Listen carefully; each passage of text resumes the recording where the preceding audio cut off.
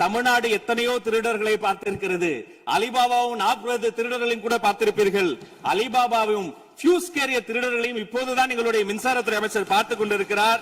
இந்த 40 நாட்கள்ல இந்த அரசு என்னென்ன பணிகள் செஞ்சிருக்கு, ஏதாவது திட்டங்கள் கொண்டு வந்திருக்காங்களா, ஏதாவது சாதனைகள் செஞ்சிருக்காங்களான்னு ஆவலோடு காத்துக்கிட்டு இருந்தோம். ஆனா எங்களுக்கு வெறும் ஏமாற்றம் மட்டுமே எஞ்சியது. அப்படி எதுவுமே ஆளுநர் உரையில எங்களுடைய கண்களுக்கு படவில்லை, எங்களுடைய காதுகளுக்கு கேட்கவில்லை.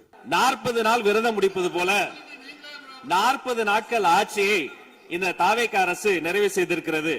இந்த 40 நாட்களும் பார்த்து விட்டேன், ஏமாற்றம் மட்டும்தான் மிச்சம் என்று அவர் சொன்னார். ஆனால் மக்கள் திமுகவினுடைய 40 நாள் அல்ல 5 ஆண்டுகளையும் பார்த்துவிட்டு அந்த வந்த ஏமாற்றத்தால் தான் இப்படி ஒரு தீர்ப்பை எங்களுக்கு வழங்கி இருக்கிறார்கள். ஆளுநர் மகிழ்ச்சி, அமைச்சர்கள் மகிழ்ச்சி, ஆளுநர் மகிழ்ச்சி என்றெல்லாம் சொன்னார். இந்த அரசில் தமிழ்நாடு மக்கள் மகிழ்ச்சியாக இருக்கிறார்கள் என்பதை தான் இன்றைய சட்டமன்றத்தினுடைய போக்கு காட்டுகிறது. நான் முதல்வன் திட்டத்தை நீங்க முடக்கிற முயற்சியில இறங்கியிருக்கீங்கன்னு கேள்விப்பட்டோம். தமிழ்நாட்டில் இருக்கக்கூடிய ஒவ்வொரு இளைஞர்களும் அவங்களுடைய துறைகள்ல நான் முதல்வன் அப்படின்னு உருவாகணும் தான் எங்களுடைய தலைவர் இந்த திட்டத்தை கொண்டு வந்தாங்க. நான் முதல்வன் திட்டத்தை பொறுத்தவரை தமிழ்நாடு முழுக்க இருக்கக்கூடியவர்களை நான் முதல்வன் நான் முதல்வன் என சொல்ல வைத்துவிட்டு ஒரே ஒரு குடும்பத்தில் மட்டும் முதல்வர்கள் வந்து கொண்டிருக்கின்ற போக்கை மாற்றுவதற்காக தான் இப்படி ஒரு சட்டமன்றம் அமைந்திருக்கிறது. தமிழ்நாடு வரலாற்றில் முதல் முறை முதலமைச்சர் மட்டுமல்ல, மாண்புமிகு சி ஜோசப் விஜய் அவர்கள் முதல் முறையிலேயே முதலமைச்சராக இருக்கிறார். அவருக்கு பிறந்தநாள் வாழ்த்துக்களையும் சொல்லிக் கொண்டு நிதி ஆயோக் கூட்டத்தில் மாண்புமிகு முதல்வர் சொன்னதெல்லாம் 40 நாட்கள் நீங்கள் செய்திருக்க முடியாது, அது திமுக தான் காரணம் என்று சொன்னார்கள். நானும் அதை தான் சொல்கிறேன். இன்று அவர் சொன்ன சட்டம் ஒழுங்கு, போதை பொருள் எல்லா பிரச்சனைக்கும் 5 ஆண்டு காலமாக அவர்கள் செய்த திமுக ஆட்சி தான் காரணமாக இருக்க முடியும் என்பதையும் சுட்டிக்காட்டிக் கொள்கிறேன். அரசு பள்ளியில் வழங்கப்படுகின்ற ஸ்கூல் பேக்ல முதலமைச்சரோட புகைப்படம் இல்லாம இப்பதான் முதல்ல வழங்குறோம் அப்படின்னு ஃபர்ஸ்ட் டைம் இந்த ஹிஸ்டரி அப்படின்னு டேக் போட்டு ஃபேக் நியூஸை தொடர்ந்து பரப்பிட்டு இருக்கிறாங்க. பள்ளி மாணவர்கள், ஒரு கல்வித்துறை அமைச்சர் தான், பள்ளி மாணவர்களினுடைய புத்தக பையிலே அன்றைய முதல்வர் ஸ்டாலின் படத்தை நாங்கள் போடவே இல்லையே என்று பெருமையாக சொன்னார். அப்புறம் ஏன் சார் லேப்டாப்ல மட்டும் அந்த படத்தை போட்டீங்க? நீங்க லேப்டாப்பில் போட்ட படத்தை எங்கள் மாணவர்கள் திண்ணர் வைத்து அழித்து விட்ட காட்சிகளும் சமூக வலைதளத்தில் பார்த்து கொண்டுதான் இருக்கிறோம். குன்னூரில் இருக்கக்கூடிய அந்த விநாயகர் கோயிலுக்கு சொந்தமான இடத்துல மல்டி லெவல் கார் பார்க்கிங் அமைப்பதற்கு ஏற்கனவே அங்க இருக்கக்கூடிய நகராட்சி நிர்வாகம் ப்ரப்போசல் வழங்கிய போது அந்த நகராட்சி நிர்வாகத்திடம் நம்முடைய நிலத்தை குத்தகைக்கு கொடுத்து அதன் மூலமாக இருக்கக்கூடிய வருவாயை வைத்துக் கொண்டு நாம் முடிந்த வரையில் நம்முடைய கோயில்களுக்கு தேவையான அடிப்படை வசதிகளை நாம் செய்து கொடுக்கலாம். ஆனால் கோயில் நிதியவே 10 கோடி எடுத்து அங்க மல்டி லெவல் கார் பார்க்கிங் வந்து எந்த விதமான பொதுமக்களும் பக்தர்களும் கேட்கல. பக்தர்களும் பொதுமக்களும் கேட்பதெல்லாம் கோயிலுக்கு உள்ளே சென்று மனநிறைவோடு தரிசனம் செய்துவிட்டு வெளியே வரும்பொழுது அவர்களுக்கு தேவையான அடிப்படை வசதிகளை தான் பக்தர்கள் கேட்டுக் கொண்டிருக்கிறார்கள். அதை செய்தாலே போதுமானது. இந்து சமய அறநிலைத்துறை கொடைகள் என்ற ஒரு சட்டம் இருக்கின்றது. அந்த சட்டத்தில் விதி 69 என்ற குறிப்பிடப்பட்டிருக்கின்ற அந்த பணிகள் சட்ட விதிகளுக்கு உட்பட்டு சட்டத்தின் 36 பிரிவிலிருந்து தான் இந்த பணிகள் மேற்கொள்ளப்பட்டன. குறிப்பாக ஏதோ அமைச்சரே முடிவு செய்து திருமண மண்டபங்களையும் வணிக வளாகங்களையும் ஏற்படுத்துவதற்கு உத்தரவிட்டதாக மாண்புமிகு அமைச்சர் அவர்கள் அவைக்கு உண்மைக்கு புறம்பான தகவலை தந்து கொண்டிருக்கின்றார். கார் பார்க்கிங் ஃபெசிலிட்டி என்பதும் ஒரு அத்தியாவசிய தேவைதான். அது ஒன்றும் தேவையில்லாத எல்லாருமே இப்ப கார் வச்சிருக்கிறாங்க. கோயிலுக்கு வரவங்க கார்லயும் தான் வருவாங்க.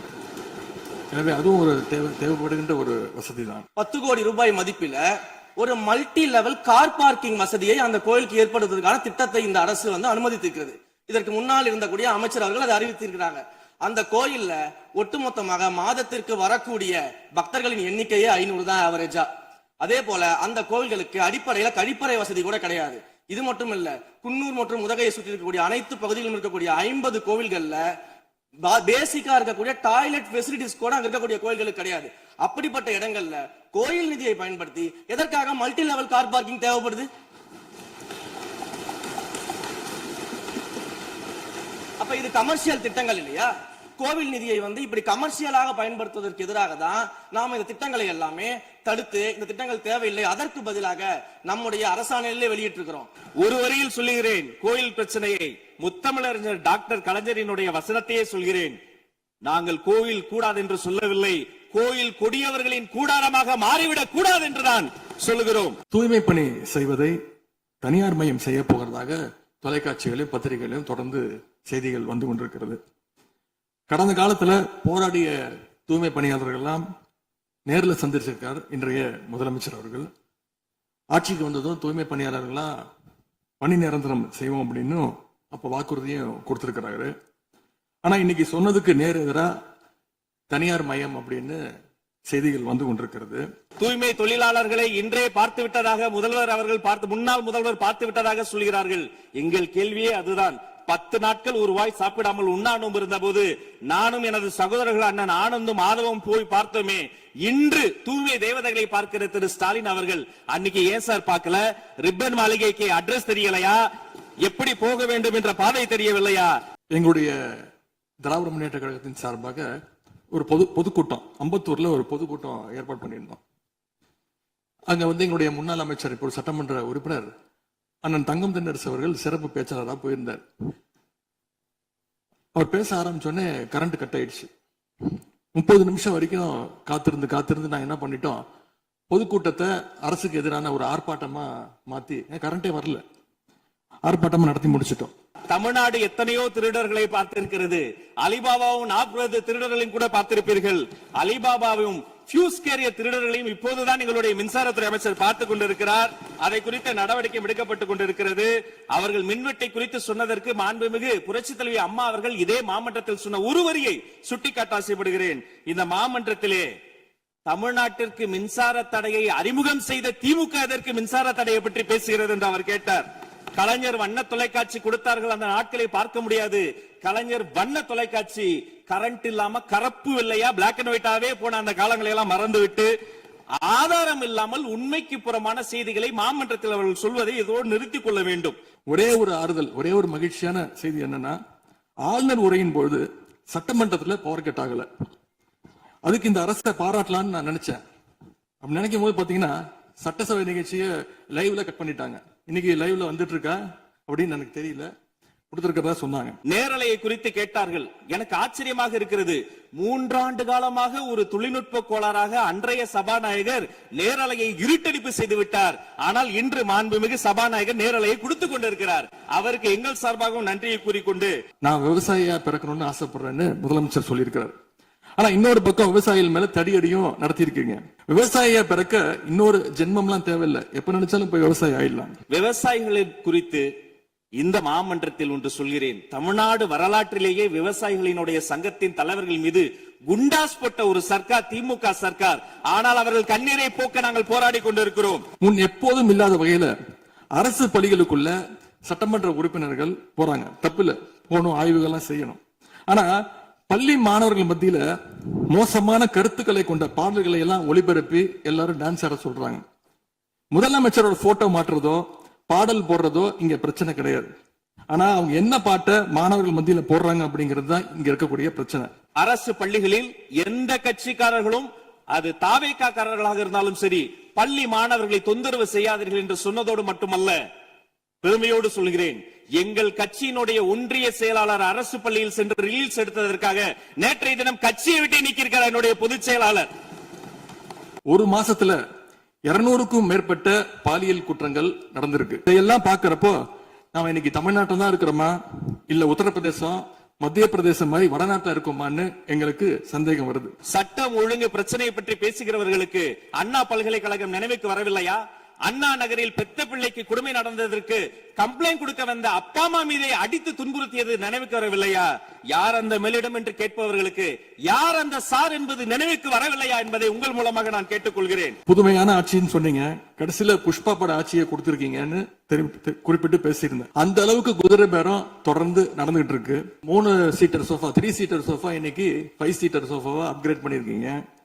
ஏற்கனவே சோஃபா அனுப்பி அடுத்த கட்சி எம்எல்ஏக்கெல்லாம் இழுத்துக்கிட்டு இருந்தீங்க. இடையில் ஆங்கிலத்தில் ஒரு விஷயம் சொன்னார், to remain silent. I want to quote Walter. I may not agree with what you are saying, but I am ready to give my life to defend your right to say it. எதிர்க்கட்சிகளினுடைய கருத்துகளையும் அரவணைக்கக்கூடிய மாமனிதர் இந்த மன்றத்தில் முதல்வராக உட்கார்ந்து கொண்டிருக்கிறார்.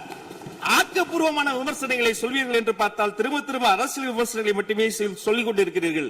இந்த sofa கதையை எண்ணிக்கை விட போகிறார்கள். எங்கள் தலைவர் சினிமாவை விட்டாலும் அவர்கள் அட்லி என்கிறார்கள், புஷ்பா என்கிறார்கள், ஜுராசிக் பார்க் என்பார்கள் போல் இருக்கிறது. நான் ஒன்று சொல்லிக் கொள்கிறேன், அந்த சோஃபா அவர்கள் வாங்கியது, அவர்களினுடைய வசதி கருத்து வாங்கியது. மதிப்பிற்குரிய அண்ணன்களை நீங்கள் சிறுமைப்படுத்தக் கூடாது. ஆனால் ஒன்று உறுதி, எந்த காரணம் கொண்டும் பார்க்க வருகிற கூட்டணி தலைவர்களுக்கு மட்டும் பிளாஸ்டிக் சேர் போட்டதை போல சிறுமைப்படுத்தக்கூடிய கட்சி தமிழக வெற்றி கழகம் இல்லை என்பதையும் இந்த நேரத்தில் நான் தெரிவித்துக் கொள்கிறேன். சிங்கப்பெண் படை குற்றவாளிகளை சேஸ் பண்ணுவாங்கன்னு பார்த்தா அவங்களும் கூட ரீல்ஸ் போட்டு போஸ்ட் பண்ணிட்டு இருக்காங்க. சிங்க பெண்களை குறித்து அன்றே விரிவாக தெளிவாக அழகாக நான் கூறிவிட்டேன். சிங்க பெண்கள் இந்த நாட்டினுடைய தமிழ்நாடு அரசினுடைய பொக்கிஷம். அவர்களை குறித்து மீண்டும் மீண்டும் இப்படி சிறுமைப்படுத்தி பேசியதற்காக மாண்புமிகு பேரவைத் தலைவர்கள் அதை கண்டிக்க வேண்டும். சிங்க பெண்களை குறித்து இனி யாராவது தவறாக பேசினால் அதை அனுமதிக்க கூடாது. இப்படி தவறாக பேசியதற்காக அவர்கள் மன்னிப்பு கேட்க வேண்டும் என்று தமிழக வெற்றி கழகத்தினுடைய அரசு சார்பில் கேட்டுக் கொள்கிறேன். மகளிருக்கு நீங்க சொன்ன உரிமை தொகை 2500 ரூபாய் உரிமை தொகை, வருஷத்துக்கு 6 கேஸ் சிலிண்டர், தாய்மாமன் சீர், இதெல்லாம் 6 மாசத்துல கொடுப்பீங்கன்னு நான் நம்புறோம். இதெல்லாம் எப்படி கொடுக்க போறீங்க அப்படின்னு ஒரு டைம் லைனை முதலமைச்சர் தன்னுடைய பதிலுரையில சொல்லணும்னு கேட்டுக்கிறோம். வாக்குறுதிகளை பற்றி எல்லாம் பேசினார்கள். பொதுவாக வாக்குறுதிகள் சர்வதேச அளவில் பொலிட்டிக்கல் பினாமினல் எப்படி உருவாகிறது? ஒரு பிரச்சனை, அந்த பிரச்சனைக்கான ஒரு சொல்யூஷன்ஸ், அதை எந்த பொலிட்டிக்கல் இன்டர்ஃபரன்ஸ் இல்லாமல் செயல்படுத்தக்கூடிய ஒரு செயல்முறை, பின்பு வரக்கூடிய அந்த வெற்றியை ரோடு போடுவோம் என்று சொல்லி ரோடு போட்டதை காண்பித்து எக்ஸிபிட் செய்து அவர்கள் முன்னோக்கி செல்வார்கள். ஆனா இங்க பொறுத்த வரைக்கும் நாம தமிழ்நாட்டில் இதுவரைக்கும் ஆண்டவர்கள் பிரச்சனையை ஐடென்டிஃபை பண்ணி சொல்லவே மாட்டாங்க. ஏன் தெரியுமா? அந்த பிரச்சனையே அவங்கதான், அவங்களே அவங்களை ஐடென்டிஃபை பண்ணி எப்படி சொல்ல முடியும்? சரி, அதுக்கு பாசிபிள் சொல்யூஷன் சொல்லி பொலிட்டிக்கல் இன்டர்ஃபரன்ஸ் இல்லாம அதை செயல்படுத்த முடியுமா? ஒரு முனிசிபல் கவுன்சிலர் தொடங்கி மாண்புமிகு அமைச்சரினுடைய வீட்டில் இருக்கிறவர்கள் வரைக்கும் கமிஷன் மீது கமிஷன் அடித்து அந்த ப்ராஜெக்டே முடியாது. கடைசியில் எதை விளம்பரம் செய்வது? அந்த திட்டத்தினுடைய வெற்றியையா எதை விளம்பரம் செய்வது என்றே தெரியாமல் தங்கள் தலைவரை, அதுவும் ஒரு குடும்பத்தை மட்டுமே வெறித்தனமாக விளம்பரம் செய்து செய்தி விளம்பரத்துறையின் கஜானாவை துடைத்து வைத்து சென்றிருக்கிறார்கள் என்பதையும் இந்த மாவட்டத்துக்கு தெரியப்படுத்த நான் கடமைப்பட்டிருக்கிறேன். இன்னும் ஒவ்வொரு வரியிலும் ஆக்கப்பூர்வமாக அறிவியல் பூர்வமாக எதையாவது சொல்வார்களும் நான் தேடி தேடி பார்த்தேன். அவராக 40 நாட்கள் தேடி பார்த்து ஏமாற்றம் அடைந்தார். நான் 40 நிமிடத்திலேயே ஏமாற்றம் அடைந்து விட்டேன். இதை சொல்ல வேண்டும் என்று சொன்னால் ஒரு நகைச்சுவை காட்சியில் சொல்வதை போல அதுல ஒண்ணுமே இல்ல, கீழே போட்டுருங்க. நன்றி சட்டப்பேரவை தலைவர் அவர்களே.